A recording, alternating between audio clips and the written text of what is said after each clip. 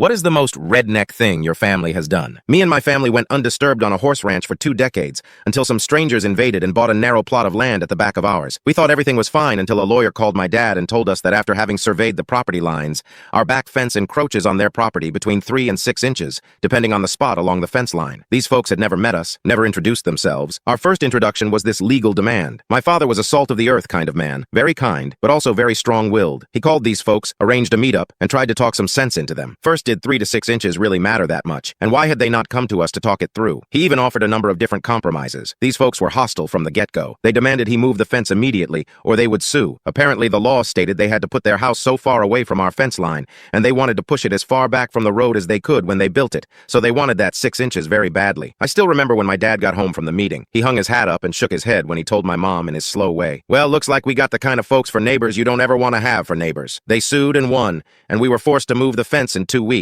I say we because I was the free slave labor as all farm kids are in this kind of thing. All that fencing material and the time were a big cost for my family, but we got the work done in early spring. Here is where the fun comes in. So the new neighbors broke ground and built all through the end of winter and into spring. The very next weekend after they had moved into their house, Dad rousted me out of bed, and we took the big truck into town to the lumber yard. I was extremely puzzled as we loaded up a bunch of fencing material and building supplies. We didn't have any big projects going that I knew about, and I kept asking him what it was for, but he just told me to wait and see with a devilish smile on his face. We built a pen in a small enclosure very near our back property line, directly behind the neighbor's new shiny house. The next day, once of our farm friends delivered a half-dozen pigs to their new home. Dan insisted on feeding those hogs table scraps and all the things that would go in the composter, as well as some good balanced hog feed to keep them healthy. Now, you may not know this, but the smell of pig excrement is directly related to what they eat and their pen. Table scraps make them smell bad. I mean bad. I had to drive the four-wheeler back there every day to take care of them, and within a month halfway there and my eyes would start watering, it smelled so bad. When we mucked out the pen with the bobcat, we also made the pile right next to the pen. I can't even imagine how bad the smell was living in that house. The neighbors, of course, freaked out,